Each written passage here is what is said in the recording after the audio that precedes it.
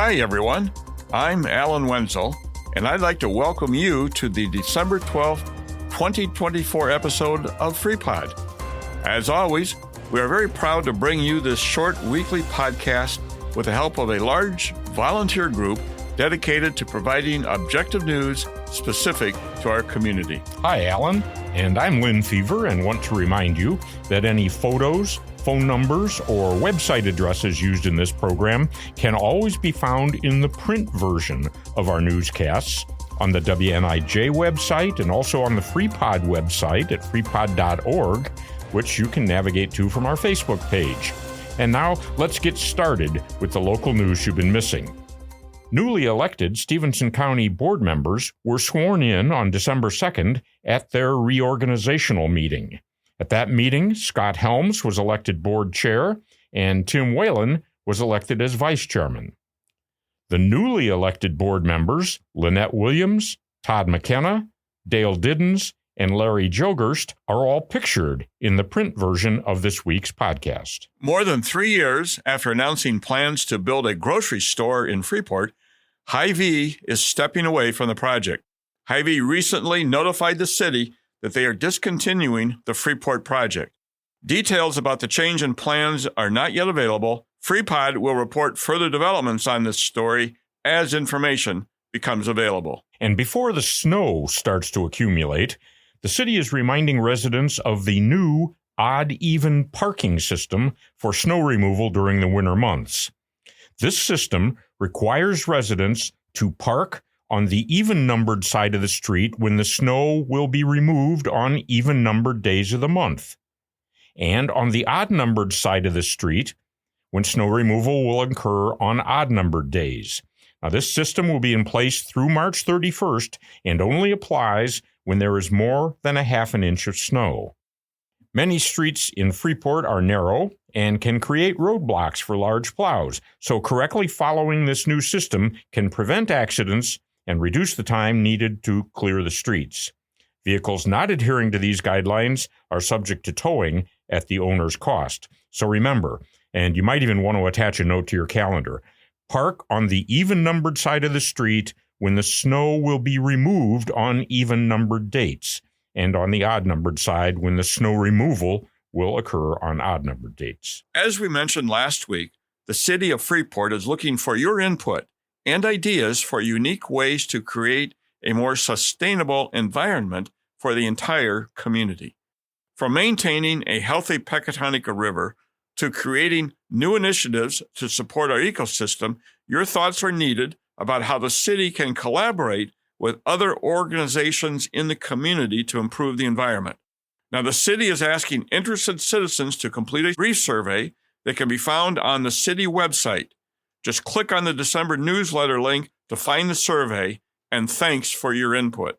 A program that uses orange bracelets to quickly help identify new mothers who have given birth in the past 12 weeks has been implemented at FHN Memorial Hospital. This program helps staff quickly recognize mothers who may be suffering from postpartum emergencies, and FHN is one of the first hospitals in the nation to put it into action.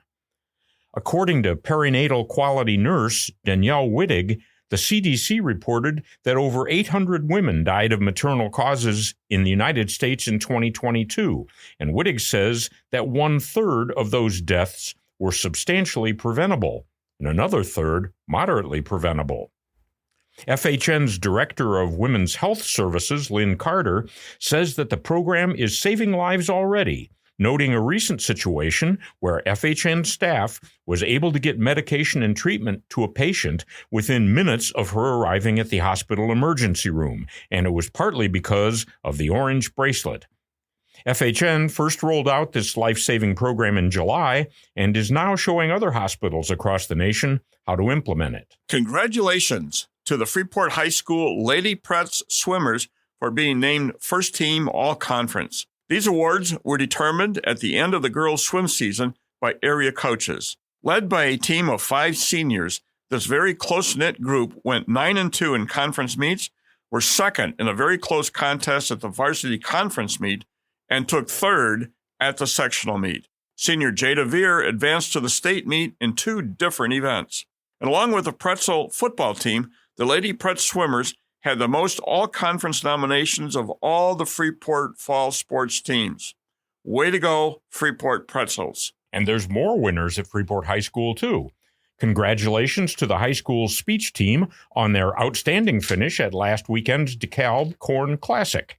In the varsity category, Maya Ortiz won second place in poetry and also received fifth for special occasion speaking and sixth for dramatic interpretation.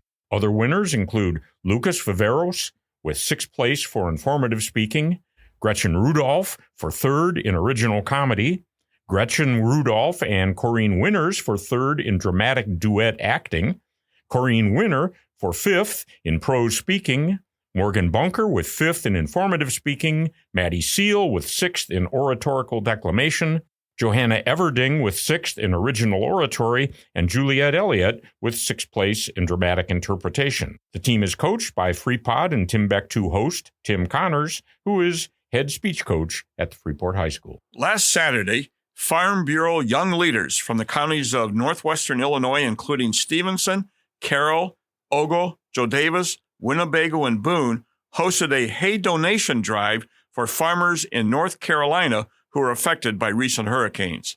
The young leaders coordinated drop points at the Ogle County Fairgrounds and the Stevenson County Fairgrounds for producers to drop off their hay to be loaded onto semis and sent to North Carolina. Volunteers filled 6 semis with hay that included 145 round bales, 27 large square bales, and 280 small square bales. This effort would not have been possible without the support from our local farming communities, as well as donated services from a number of local businesses. These included trucks and drivers provided by Frankfather Trucking, fuel from Carroll Service Company, and Stevenson Service Company. And the Helm Group supplied operators and machines to load the semis, and financial support came from the Polo Co-op. FREEPOD is proud to thank all of these great community members for helping another agricultural region within our country in their time of need. And if you're still looking for a good way to dispose of the fall pumpkins on your porch and you don't want to involve a landfill, take them to the compost bays right next to the Freeport Student Garden chicken coop, where they will be compost for next year's gardens. The garden is located just to the east of Freeport Middle School at 701 West Empire, and the compost bays are pictured in a photo on the Facebook page for the student garden. If you'll take a look at that photo, it's got easy identification and will help you not leave the pumpkins just sitting in the parking lot. The student garden is also conducting a fundraising drive through December 20th by selling shirts and hats, including t-shirts, long-sleeve t-shirts, sweatshirts, hoodies, and embroidered crew necks. But if you don't need a shirt or a hat, then it's easy to make a monetary donation instead. Find all the details on the Freeport Student Garden Facebook page, and we can all look forward to lots of wonderful summer produce as a result. So buy a shirt, make a donation, or just turn your pumpkins into fresh produce. If you've spent any time recently on the Jane Addams Trail, you will have noticed that the Jane Addams Trail Commission has been repairing segments of the trail, with expected completion planned for spring of 2025. Now, the initial repair work between Richland Road and McConnell Road, Buena Vista Road has now been completed, and that portion of the trail is now open. Now, the next area of repair will be from Buena Vista to Brush Creek Road, and that repair is in process, and that portion of the trail is now closed. Information on the repair process at the trail is on social media, as well as the trail's website at janeaddamstrail.com. The work is being funded with a recreational trails grant. This Saturday, just like the second Saturday of every month, therapy dogs will be at the Freeport Public Library, and they're just waiting for stories to be read to them.